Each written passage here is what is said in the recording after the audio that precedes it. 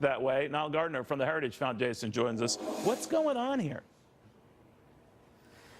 Well, I think that, Emmanuel Macron's in real trouble. And, no matter how many, designer speeches he gives, the reality is he's a deeply unpopular figure with the latest approval rating around 20%. And he's seen as deeply out of touch with the French people. He's seen as an imperial-style president, a sort of modern-day Napoleon.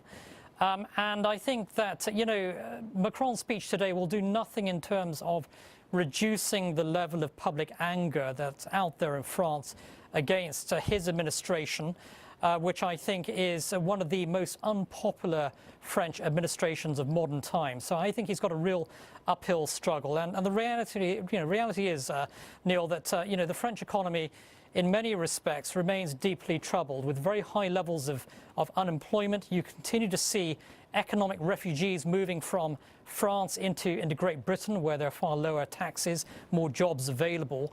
And so I think this is a presidency in real turmoil, with a president, Emmanuel Macron, who is, in my view, so deeply out of touch with reality that he sort of lives in his own parallel dimension while dreaming about creating some sort of grand European Union army. I mean, this is a man who cannot even control his own country, France, let alone, rule over the whole of the EU as he dreams of. But now you just wonder about what is so alluring about the EU itself, and you can kind of sympathize with the Brits who can't seem to get their own act together to formally divorce the rest of the European Union. But the fact of the matter is, when I look at problems in France, I look at problems in Italy, I look at problems in Spain and Portugal, I wonder what kind of club is that I'm dying to be a member?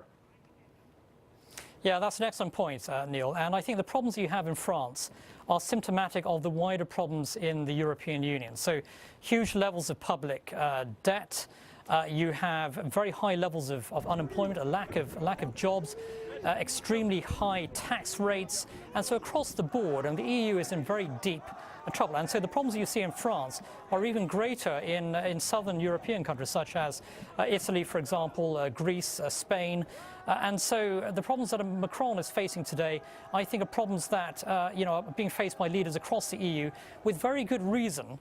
A majority of the British people voted to leave the European Union, to free themselves from the shackles of the EU and to once again be a free, sovereign nation. And that's absolutely the right way forward for the British people. So despite all the turmoil at the moment in London today, Brexit definitely is still going to go forward on March 29th, 2019, and Britain will be far, far better off outside of the EU.